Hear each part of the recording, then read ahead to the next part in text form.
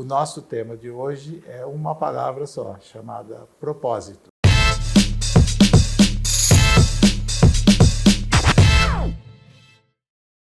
Estamos aqui para mais um Bit-Papo com o Jorge Forbes. Com o Silvio Genesini.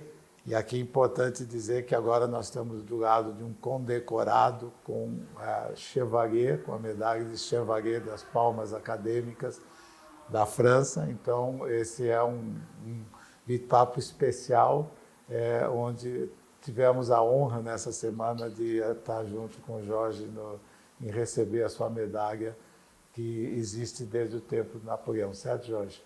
Certo. Silvio, eu gostaria de receber realmente essa medalha. Uma que eu sou profundamente ligado à França, toda a minha formação psicanalística e a principal formação cultural foi feita lá. Eu tive uma sorte danada de pegar um verdadeiro baile de linha fiscal do momento da inteligência europeia, que se concentrou em Paris nos anos 70 e no começo dos anos 80, aonde eu saía, sei lá, do seminário de Lacan, ia para o Michel Foucault, Roland Barthes, Lévi-Strauss, enfim, e outros menos conhecidos aqui no Brasil, mas igualmente importantes, e tinha não só esses grandes professores, como um ambiente inacreditável. O ambiente é muito formador também, não são só, seria exagerado dizer, não, mas além dos professores é importante o ambiente. E esse ambiente dessa medalha foi criado em 1808 por Napoleão Bonaparte, que curiosamente foi criticado à época de estar criando novos títulos, uma vez que a Revolução Francesa tinha acabado com todos os títulos de antanho, conde, duque, etc, etc. E o Napoleão se explicou, eu comentei sobre isso no recebimento da medalha, ele explicou por que ele o fazia, não tinha nada a ver com os títulos anteriores, mas, enfim, não é o caso de falar aqui agora. Mas é o caso de dizer que eu fico muito contente de saber que uma medalha criada por Napoleão há 216 anos atrás chega às minhas Chegou mãos. ao seu peito. Pelas mãos do cônsul-geral da França, o Yves d'Orfeuille, uma pessoa ultra bom cônsul.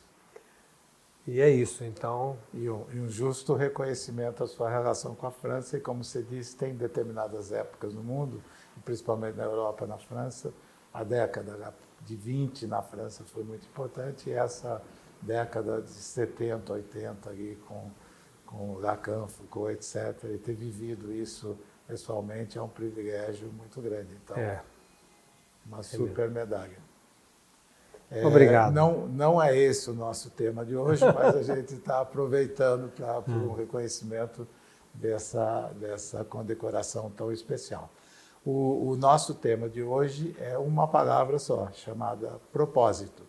E vocês que estão ouvindo, com certeza ouviram propósito nos últimos 5 a 7 anos, muito significativamente, talvez exageradamente.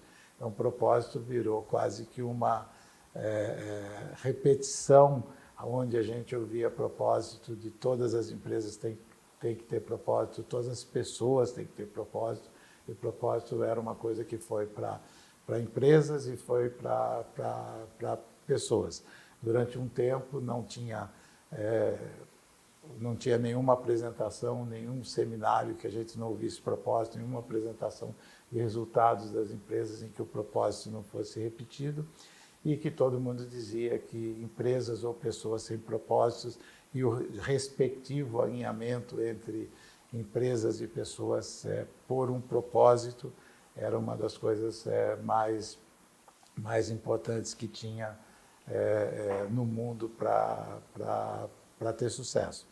Teve um estudo da McKinsey de 2017, em que a McKinsey dizia que as empresas com propósito e com diversidade tinham mais sucesso e tinham melhores resultados.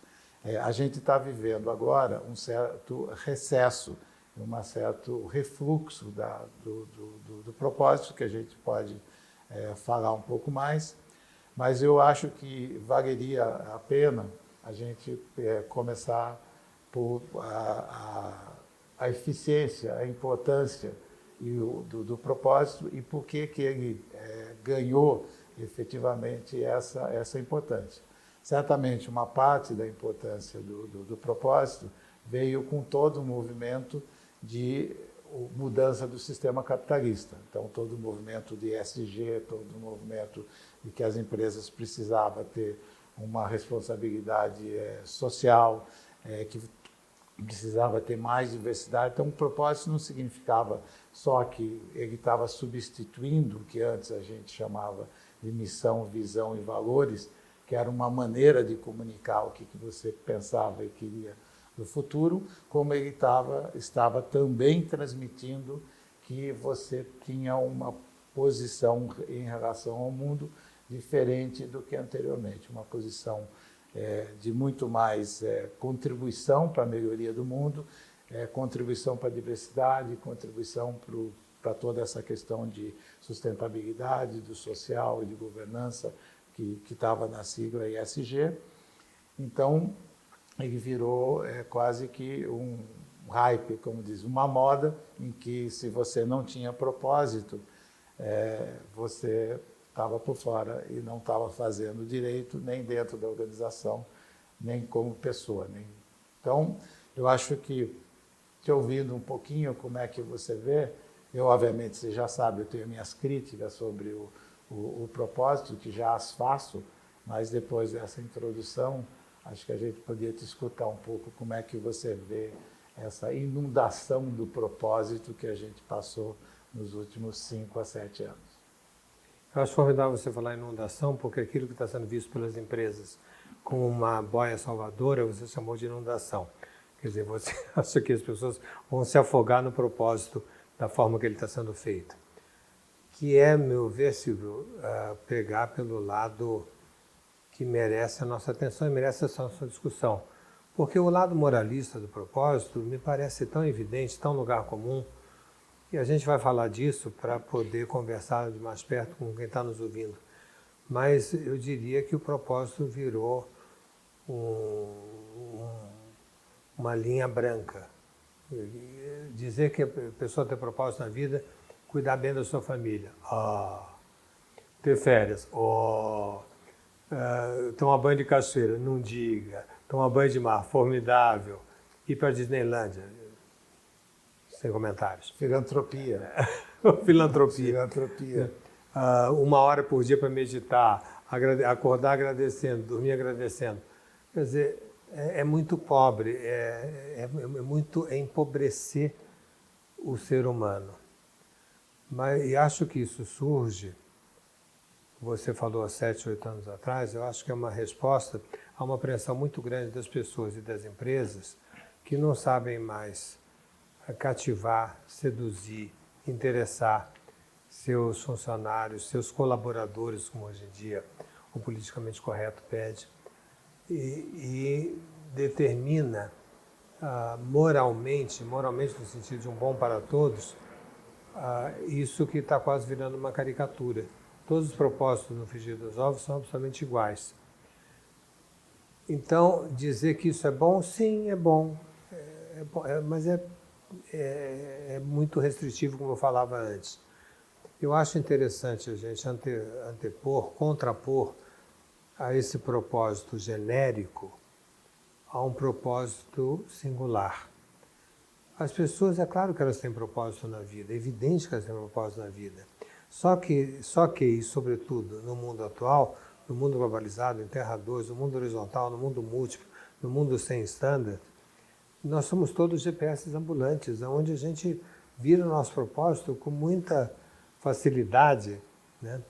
E que nos leva a pensar que é necessário nós diferenciarmos o que é standard do que é princípio.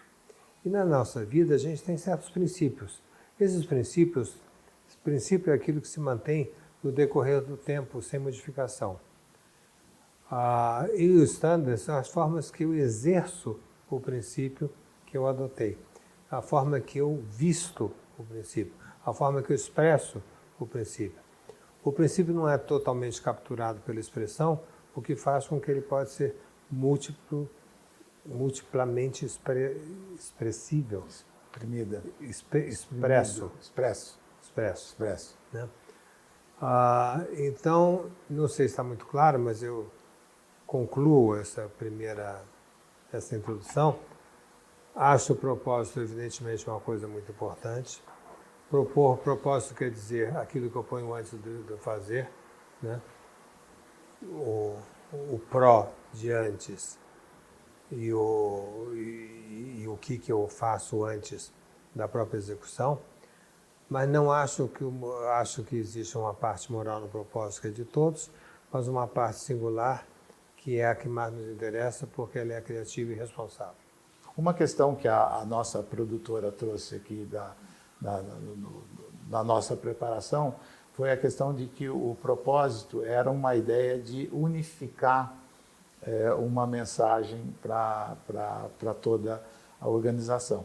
E aí tem uma questão se uma organização precisa de uma mensagem unificada. E a outra questão que eu acho que é importante é que o propósito, quando ele é uma síntese única e uma tentativa de, em poucas palavras, você definir o que ele é estático, quando nós estamos no mundo, no movimento acelerado. E aí, eu acho que você já começou a dizer isso, ele não pega e não adquire ou não engloba uma coisa muito importante, é que é permitir que você tenha flexibilidade no caminho e no movimento. Então, é possível que, e a gente tem feito algumas coisas assim, um complemento ao propósito, ou que seja, se você quer ter uma síntese, porque as sínteses acabam sendo limitadas, de você fazer um manifesto ou uma bússola. Então, num mundo desbussolado, uma bússola, que é um documento maior, onde você expressa com mais detalhe o que seria o propósito, seria importante, e uma unificação também seria importante, ou em Terra 2 a gente tem que viver desunificado, desubicado, e a bússola é só uma mera ambição impossível de ser realizada, que no fundo o propósito tenta fazer cada uma dessas coisas. Um pouco aí complementando o que você disse. Eu acho sim. Eu acho que quem está nos ouvindo, a maioria das pessoas já tem uma ideia do que seja propósito. E o propósito que eu chamei de propósito moralista, do propósito genérico. Genérico quer dizer o mesmo propósito para todas as pessoas. A minha empresa tem que cuidar do meio ambiente, a minha empresa tem que cuidar da saúde dos colaboradores, a minha empresa, enfim. O lucro tem que ser compartido, a importância do bem-estar social, etc, etc. Não estamos aqui, ao menos eu não estou, e tenho certeza que você também, não, para dizer isso não é bom. Isso é bom, mas não é suficiente. E as coisas que a gente está falando aqui, às vezes podem parecer complicadas, mas elas não são complicadas. Elas só vão contra o bom senso comum das pessoas. As pessoas acham que isso é ótimo, a gente não acha tanto. Como explicar, por exemplo, a noção de causa? É complicado isso. As pessoas acham que você tem que unir uma empresa em nome de uma causa comum, como a causa fosse determinante da sua expressão. Em psicanálise e em vários outros domínios das ciências ditas humanas, é exatamente o oposto. Você não tem uma causa anterior que modela a sua ação, você tem uma ação que é anterior à causa. A causa é uma dedução do que você está fazendo e não uma implicação no que foi te dito fazer. Para buscar um texto comum a todos nós, eu pensei no poeta Machado, que é muito conhecido no Brasil, e que tem um poema que as pessoas repetem, e que eu convido que repitam e reflitam, que é: a caminhante não há caminho, faça o caminho andar. Né? Já virou música, já foi cantado por Bethânia, acho que por Bethânia, por Mercedes Sosa, etc. Quer dizer, caminhante não há caminho, faça o caminho ao andar. É a antideterminação anterior ao andar. Você anda e aí você descobre o que você está fazendo. As empresas tendem a achar que se fizerem isso, vão enlouquecer e vão falir. E eu diria que isso é absolutamente necessário ser feito no mundo globalizado. O que você acha? Não, eu concordo total. Aqui eu acho que o propósito tenta, de certa forma, dar um caminho e é uma reação com a... Todo mundo concluiu já que o mundo é incerto, imprevisível, imponderável e eu acho que tem uma liderança e tem um grupo de pensadores que, na verdade, não se conformam com isso e querem domar esse mundo incerto e imprevisível. Só que ele é indomável.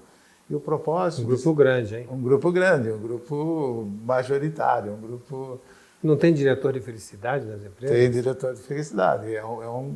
Você está querendo domar. A hora que você está querendo domar, você, no fundo, eu acho que você falar do futuro e você ter alguma visão do futuro e mostrar como liderança qual que é essa visão, no sentido de ajudar e incentivar e ter uma percepção, é uma coisa boa. Mas quando você tenta fazer disso algo fixo, quadrado, e não algo que você vai construindo à medida que você vai andando, né, você inverte o processo. Então, quem conseguiu resolver melhor isso, a gente já citou algumas vezes em outras conversas, foram, por exemplo, o Jeff Bezos com as suas cartas, aqui no Brasil, o Fred da Magalu escreve cartas anuais, aonde você, a cada ano, você mostra que a situação mudou. E se a situação mudou, você vai reajustando aquilo. Porque eu falava de princípios standards.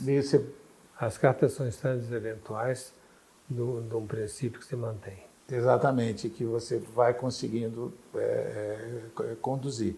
Então, essa questão de você ter essa flexibilidade e a cada instante, a cada ano, em função das coisas de fora, em função do que aconteceu dentro da sua empresa, em função das próprias reações dos seus colaboradores, você ter uma adaptação, a flexibilidade de conduzir no caminho e de você fazer com que a mensagem e a construção do conteúdo se adapte ao instante, é muito mais importante do que um slogan específico. Então, aí você tem como liderança algo que você começa a dizer para onde você deveria ir à medida que você tem necessidade, que você precisa de ajuste e aonde você vai ajustando a sua ambição em função dos tempos. A gente não sabia que tinha pandemia.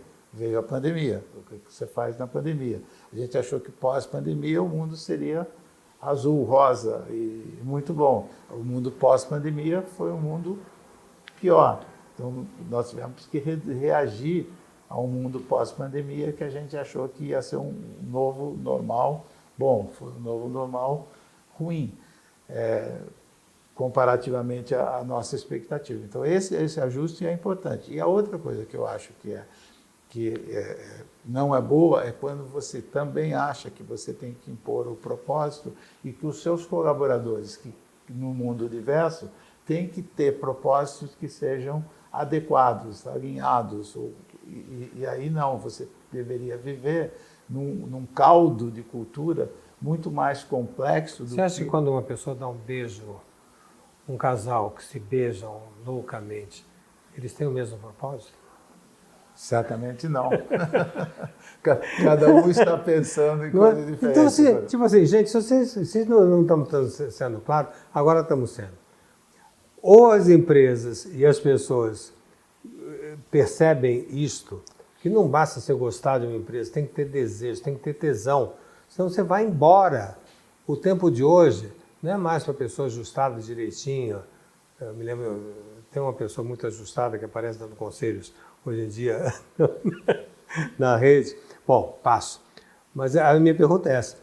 Você pensa a mesma coisa que a sua parceira e o seu parceiro no momento que vocês dão aquele beijo profundo?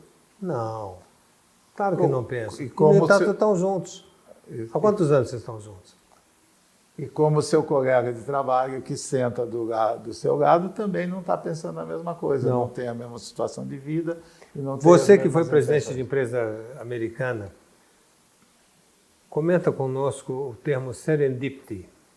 Você que sabe bem inglês. O serendipity é o termo que se usa para o acaso, para a importância do acaso e o acaso ser, os acontecimentos não planejados serem importantes na sua vida. E, no fundo, um pouco o que o pessoal está querendo fazer é acabar com o serendipity. Então, o serendipity... Então, gente, era isso que eu forcei. Não tinha combinado com o Silvio, não. Eu fiz essa pergunta agora de show para ele.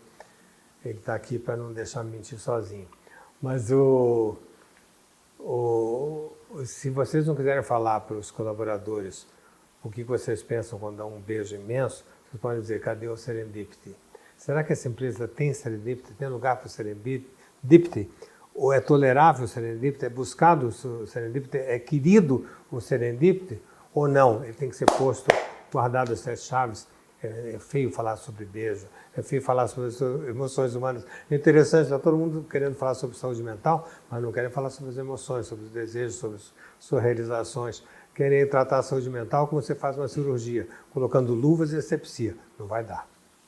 E o propósito teve uma função, ele não nasceu por acaso, ele nasceu de uma expectativa que tinha o mundo que, com relação ao capitalismo, que o capitalismo fosse mais inclusivo, tivesse mais diversidade, e como uma forma de sedução e de atração. A empresa com propósito era uma empresa que deveria ser considerada, vamos dizer, pelo mercado, pelos acionistas e pelos próprios colaboradores como algo superior. Você Então, tinha primeiro o foco no produto. Depois o produto não bastava, tem que ser o produto, mas como é que ele foi feito? Depois como é que ele foi feito, aonde ele foi feito, de que maneira foi feito, visando o quê? Que aí já entra no propósito. Não é? Então, eu acho, sem dúvida, que é muito importante. Só que eu não gostaria que a gente chovesse no molhado, porque todo mundo já sabe que isso é importante. Mas eu tenho medo que as pessoas, achando que isso é importante, já estão em estado de graça. Tipo fazer confissão. Você faz todos os seus pecados, aí você já ajoelha no genuflexório, nome lindo, né? E aí você fala Padre Rei, para quem está no Brasil tem a tradição católica, reza um credo, 2 Aves Marias, um Padre Nosso e está resolvido. Às vezes eu vejo o propósito dessa maneira. Já fiz tudo aqui na minha empresa. Não se faz tudo. Se vai a cada dia refazendo a expressão do princípio. Não, e acho que tem uma outra coisa que parou na metade, com mesmo a intenção sendo boa, que é toda a questão de você, dizendo que tem um propósito, mas sem mudar a cultura, com a mesma relação de sempre, com a mesma relação de comando e controle, com organização hierárquica e não horizontal, você dizendo que o propósito era suficiente, quando o propósito, na verdade, ou qualquer coisa que você queira que seja do ponto de vista de sedução, ele tem que funcionar no dia a dia, no hora a hora, na relação. E isso claramente não aconteceu. Tem um descasamento entre a transformação das organizações, que são tipicamente Terra 1 ainda, com o dizer que você tem um propósito. Eu digo, eu sou uma companhia que vai melhorar o mundo. Isso é insuficiente para a percepção dos colaboradores e mesmo externa de que você está fazendo um bem para o mundo. E tem uma outra coisa, entrando no outro assunto. É perigoso esse negócio de querer o bem dos outros. É perigoso querer o bem dos outros.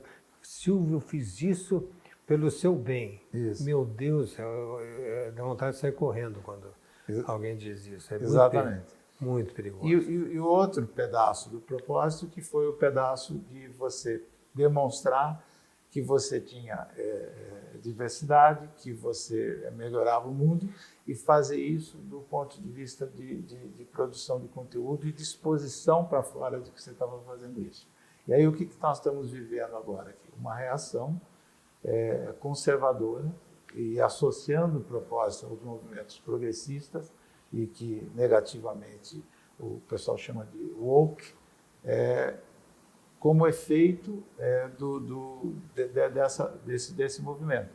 E essa reação, e tem 2 ou 3 casos aí conhecidos, mostra uma reversão desse movimento todo. Então, o caso, por exemplo, da Bud Light, nos Estados Unidos, que contratou uma trans para fazer o seu comercial. Ela fez o seu comercial lá na rede social e a base toda dos clientes da Bud Light eram pessoas conservadoras que bebiam cervejas e que começaram a boicotar, inclusive com cenas de dando tiro em latinhas de Bud Light. E a Budweiser, isso tem uma conexão, porque os controladores da Budweiser são brasileiros, o 3G, ficaram na metade do caminho, pediram desculpas e não suportaram a trans que fez o conteúdo. Então, esse foi o pior. A Budweiser perdeu o mercado, era número 1 em cerveja nos Estados Unidos, e ela ficou... demitiram o CMO, o gerente de marketing, e ela ficou numa situação super complicada, porque o pessoal progressista não gostou e o pessoal conservador igualmente não gostou. Então, esse tipo de risco que é necessário você de posicionamento ficou uma coisa complicada, e tem vários outros exemplos aqui de reversão dessa questão do posicionamento, vamos dizer, progressista e de inclusão, e o mundo está vivendo esse que afeta o propósito. Nós aqui provavelmente... Silvio, nós estamos nessa nossa conversa discutindo, eu ao menos assim propus, discutindo o propósito moralista e o propósito ético. Entendendo o moralista para todos e o ético, responsabilidade subjetiva de cada um. Você deu o exemplo agora da Budweiser e dos controladores brasileiros dela. Foi demitido a pessoa que achou que estava fazendo um bem, o negócio do bem que falávamos há pouco. Foi demitida essa pessoa que resolveu utilizar, foi um trans? Trans. Um transexual numa propaganda. Uma trans. Oi? É uma trans. Ela era uma mulher, uma trans. Uma trans. Acertando o pronome. Onde é que eles erraram? Para pegar um exemplo, estudo de caso. Como é que poderia dar mais certo? Porque quem está nos assistindo deve estar dizendo assim, muito bem, esses dois estão aí sentados discutindo, gosto disso, não gosto daquilo e tal, mas e onde é que a gente vai chegar? Quer dizer, como é que vai se fazer essa união sem causa definida? Como é que se a cada momento se corrige esse caminho? Você tem uma ideia que alguém que esteja preocupado com a sua empresa nesse momento, ou que nessa participação, que embora a pessoa não esteja falando, a gente está pensando nela e estamos conversando com cada um, como é que você, que foi presidente de algumas empresas, vê isso? Eu acho que essa questão, em muitas situações, virou aqui, usando o seu exemplo, uma questão trágica. Não tem nenhuma solução boa. Se a gente pegar um outro exemplo, que é a briga da Disney lá com o governo da Flórida, o governo da Flórida começou uma limitação de ensinamento de questões sexuais até um determinado nível, de uma determinada idade, numa lei que se chamou Don't Say Gay. Então, o CEO anterior da Disney resolveu não se posicionar com relação à lei. Os colaboradores da Disney, do parque da Disney Orlando, foram lá, fizeram um piquete e falaram: você tem que se posicionar. O Bob Chapek, que depois saiu, voltou o Bob Iger. E ele se posicionou. Na hora que ele se posicionou, ele começou a brigar com o governador republicano que começou a retirar vários benefícios que tinha na Disney. Então, não tem nenhuma solução, cada caso é um caso. Em muitos casos, você vai ter que assumir e tomar o risco, e que você não vai agradar todo mundo. Que vai ter gente que vai estar contente e gente que não está contente. Então, esse processo de decisão de como você se posiciona com relação a essas questões, principalmente identitárias e de inclusão, é uma questão que ficou muito complicada dentro das organizações. Então, não tem eu não tenho nenhuma receita. tem, você vai ter que decidir, vai ter que tomar o risco, e a pior, na minha opinião, da Bud Light, é que ela não estava firme no que ela ia fazer, não entendiam que os seus clientes eram conservadores, e se ela resolveu fazer, ela tinha que peitar até o final o que ela tinha que fazer. Então, nós vamos ver cada vez mais isso acontecendo. Então, a Unilever sempre foi considerada a empresa mais com propósito. Ela tinha propósito para marcas. Então, imagine, qual o propósito da maionese? A maionese Hellmann's tinha um propósito. Eu não vou conseguir dizer aqui, mas ela tinha um propósito, que é, de certa forma, um absurdo.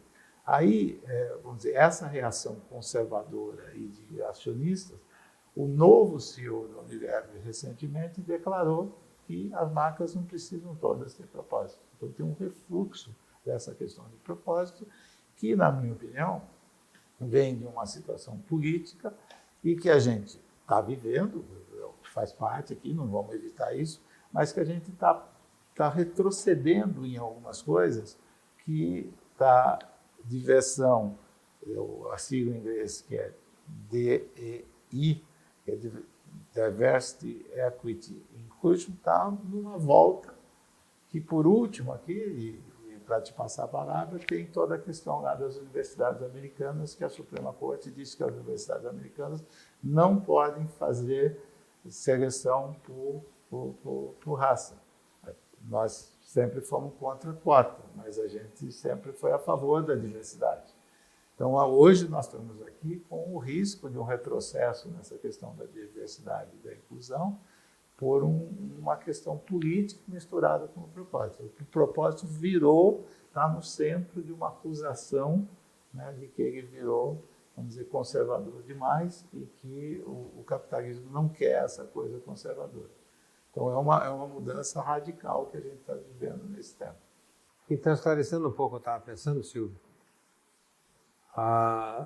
tivemos um cuidado maior com uma série de aspectos que antes eram tomados como irrelevantes, porque o objetivo único e final era o lucro.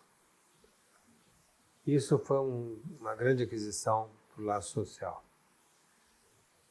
Mas, dependendo do que você comentou, que a partir disso, um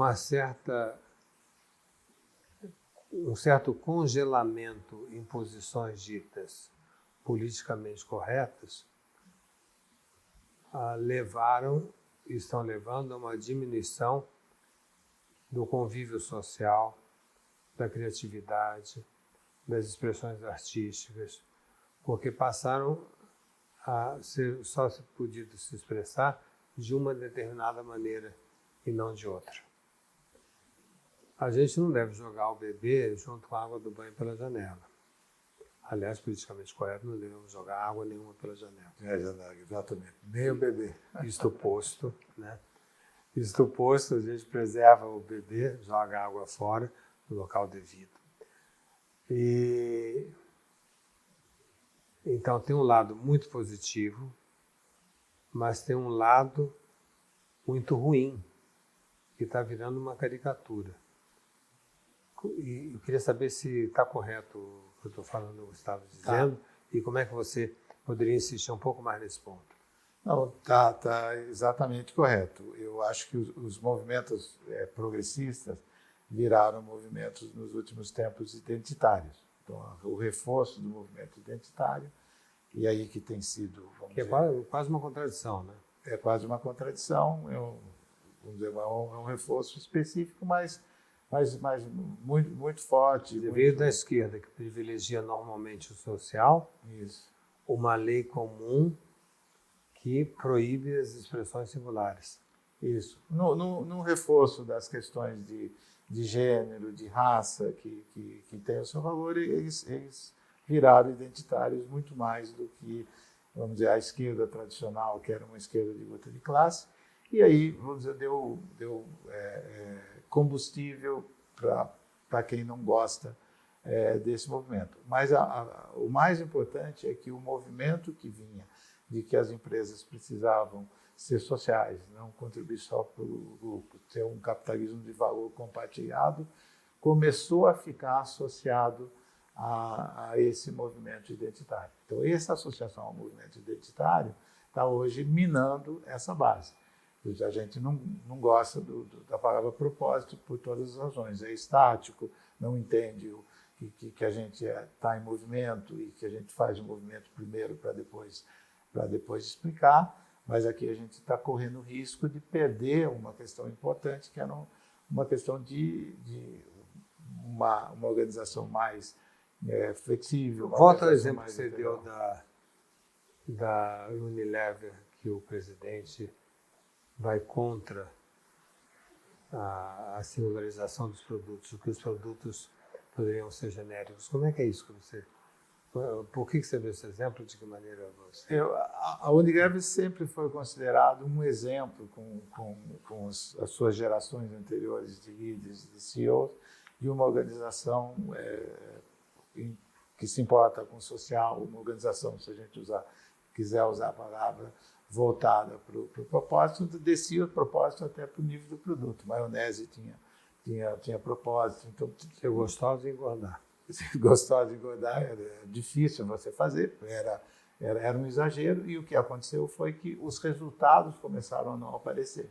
Porque, vamos dizer, e até esse estudo da McKinsey que eu citei no começo começou a ser questionado, que a diversidade e o propósito é bom, mas não necessariamente tem uma causa de você trazer um resultado único. Então, todo o sistema capitalista começou a falar, isso não está acontecendo, porque nós estamos aqui entregando alguma coisa que tem diversidade e tem propósito, mas não está aparecendo o resultado. Então, essa pressão toda em cima está fazendo muita gente recuar. E outro recuo é o recuo que as empresas atualmente, como a gente sempre diz, tem que produzir conteúdo, tem que ser editores de cultura. A hora que eu produzo conteúdo, eu tomo uma posição, não tem outra maneira de você não tomar uma posição. Eu tenho que dizer a que eu venho, ao que eu defendo, o que eu acredito. E a hora que nós dizemos que o líder não vai ser compreendido pelos seus colaboradores, o líder atualmente não vai ser compreendido nem pelos seus clientes, nem pela comunidade, só por parte dela. E a hora que você faz uma aposta, portanto, você faz uma aposta onde só uma parte vai te compreender ou vai estar do seu lado e outra parte não vai estar no mundo polarizado. Então, essa questão é uma questão importante. Então, o que demonstra, de novo, que não dá para ter uma unidade. No fundo, vamos dizer, cada caso vai ser um caso e você vai ter que tomar riscos se você quer ter uma Eu acho que o mundo solução. atual é um mundo que articula as diferenças e não que constrói uma unidade. Exatamente. Você tem que viver com as diferenças, tem que articular a diferença, tem que viver com esse nível de pressão e tem que construir alguma coisa, vamos dizer, que dê, de certa forma, algum nível de pensamento para o futuro, que não seja, vamos dizer, uma unificação, mas que seja ali uma colaboração de quem está entre você, seus stakeholders fora e de dentro. Agora, o wokeismo está baixando, né?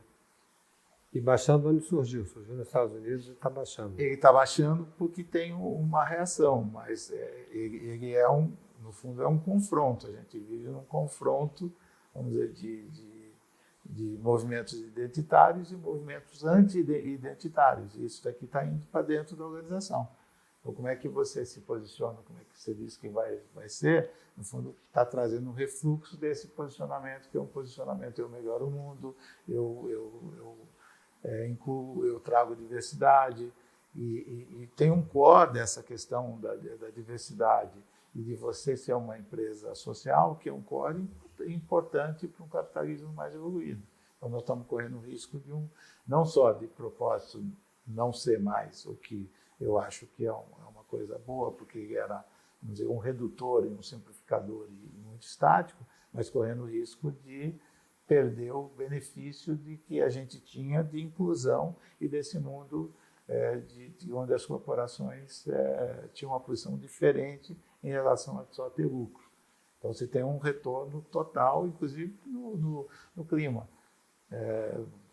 O combustível fóssil tinha que trocar rapidamente. Aqui tem uma discussão hoje concentrada até dizendo: olha, vamos fazer aqui mais devagar e com calma essa transformação vamos dizer, climática. Então, é um mundo diferente do que a gente viveu há uns tempos atrás. Eu acho que está na hora de concluir. Na hora de concluir. Porque a gente não está concluindo, a meu ver, e eu acho que o nosso objetivo, para quem está nos ouvindo, não é tanto concluir, não é tanto trazer agora qual é o modelo que vai ser seguido, como o Silvio insistiu nessa resposta dele, mas seria mais melhorar a qualidade das nossas dúvidas. Quer dizer, se no final dessa gravação, você que nos suportou até agora, se melhorou a forma de questionar, perceber a questão conceitual que está em jogo, a questão ética, a diferença de ética e moral, a diferença do laço social quando você quer o bem ao outro, quando você quer se articular com o outro. A diferença entre estar congelado num novo normal ou dar lugar ao serendipity, dar lugar ao acaso e à surpresa. Você permite isso na sua casa? Você permite isso na sua empresa? Serendipity tem lugar ou está excluído? E ficou só na mesa do bar para a conversa de jogar fora no final de semana. Como é que fica para cada um?